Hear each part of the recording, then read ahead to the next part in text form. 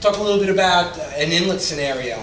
So, basic inlet situation, this happens to be a North Shore inlet. Everybody knows, it's no secret, you can figure it out. So I just use it as something that I fish a lot in. It's an Essequag River. It's going to change dramatically after they dredge it. But I just wanted to kind of show an example of where an inlet, and you've got Mauritius Inlet, you've got Fire Island Inlet, they all have different structures, but there's a lot of commonality in any inlet. One thing you're going to find in common is very fast moving water right down the middle of the channel. You're going to find a very unique tide scenario, which I'll talk about for any inlet, depending on the back end size of the body of water. We'll get into a little bit of the science there. But everybody loves a good, nothing like fishing a good inlet. Right? Inlets are always productive. It's a passageway for fish to go in and out of the skinny water, out to the deeper water, and depending on the tide, current, structure, and bait patterns, the fish are going to be here, fish are going to be way back there, fish are going to be caught up in this tidal surge, which is basically just a little eddy where the water is kind of spinning around. They're just going to be swimming through the channel with the current, chasing bait out, and they're going to love these little sandbars on the outside. Another great area. So when I come to any inlet, I really start to look for any type of drain that feeds the inlet. So if I'm on a North Shore harbor, any of them, you start walking along the reed lines, you're going to start to find little pools.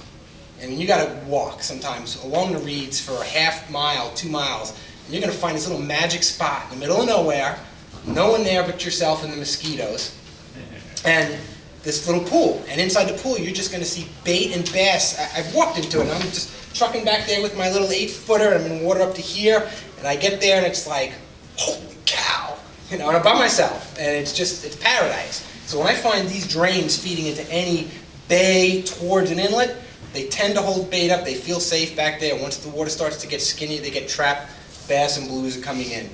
So when I see this type of condition in any inlet, I love to walk over here and fish into the deep water, fish into the current, or even cast into this eddy, because this is confusing fish. Bait fish are getting spun around here as the current from a bay, current from some channel, and then the direct push of water out of the inlet is causing a turbulence in the water here. Great spot. It's going to hold bait that's confused and fish that are going to target those areas. So I'm really going to fish these 3 areas here. Clearly, any point at any inlet, for me, is a sweet spot.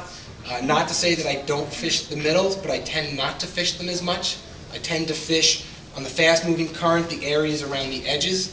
And when I start to get into these deep channels, I find that sometimes the water is just moving so fast that it's very hard to keep good connection with your lures. You're using very heavy bucktails, or your metal lip swimmers are just moving too fast to really stay in contact with the lure to give it that right swimming action.